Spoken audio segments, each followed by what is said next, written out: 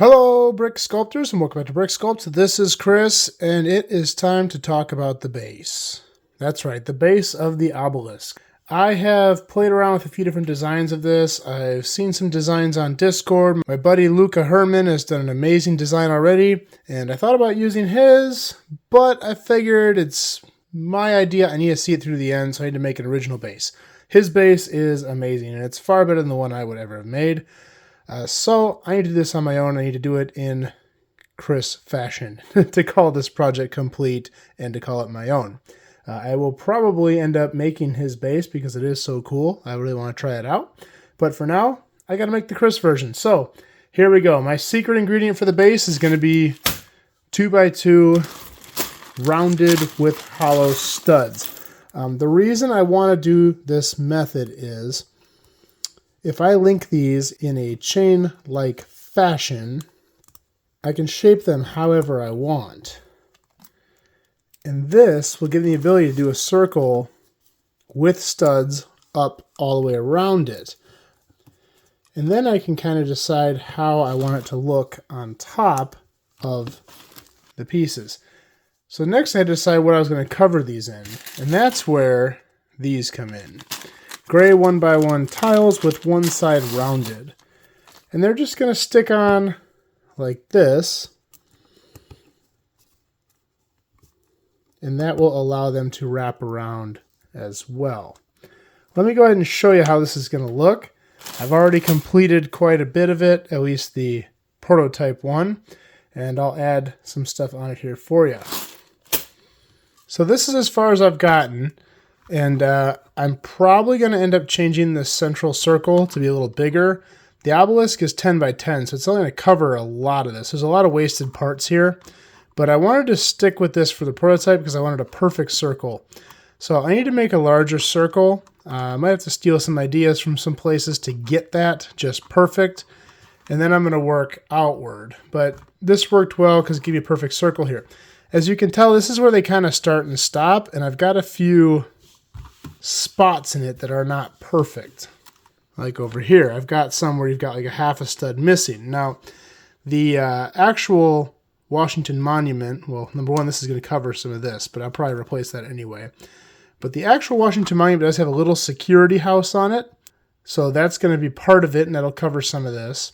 And then it has rings of different color and benches, so I'm hoping I can incorporate these spots into areas of this that I can cover. For example, there's areas on it that have a little bench sticking up.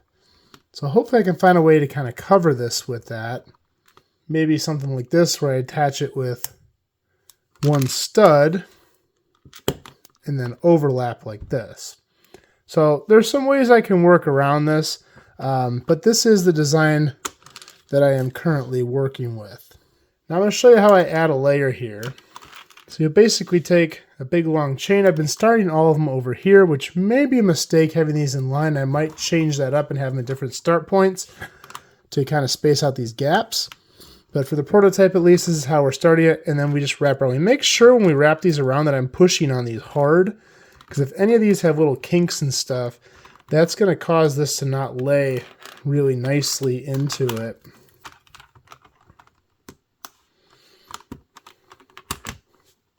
And I've already tiled underneath all this. I'm just kind of building out as I go. Once I get to the edges, I'll build kind of grass around it and cover everything. So hopefully I can just keep one large circle.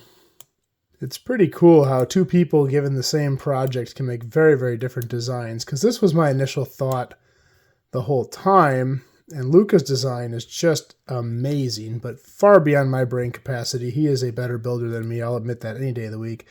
And I do want to build his because I think it's amazing, and it's going to be a little costly, although this was quite costly. These add up fast, and you would not believe one of these bigger rings takes up so many of these pieces. I've got, I believe, over 1,000 in this already, and we are not even close to done. One of these little rings takes like 30 seconds to put together. One of these big ones takes like 10 minutes. It's insane.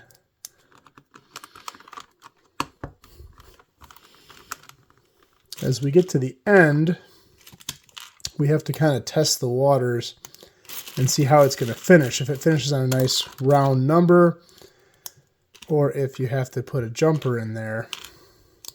So this one's going to finish on a nice clean round number here. So we'll stick a tile under that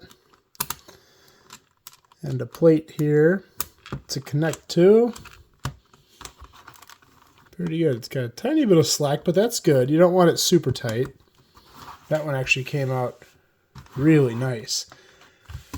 And it's really cool to look at this, just the patterns that come out in these spiral shapes. Some of them are very like nice and lined up, and some of them are kind of, so it's kind of cool to see. So I'm going to go ahead and tile a section of this so you can see it. I haven't done this yet, so we'll see how it comes out. And I'm going to use predominantly these. Now, I'll post a picture here of the real Washington Monument base. It does have some dark gray stripes going around it. So I'm going to use some dark gray. I don't have a lot of these. I got to buy more. But I might throw some in there, put a row in there just for effect so you can see what that looks like. One thing I could do to avoid the gaps is just do a spiral. So it comes around and overlaps itself. But then it's not going to have the symmetry of the round circles. I don't like that approach. I think I'd rather deal with the gaps than do a spiral. Let me know below what you think. I'm going to switch over to a time lapse here just so you have to watch me place all these little tiles.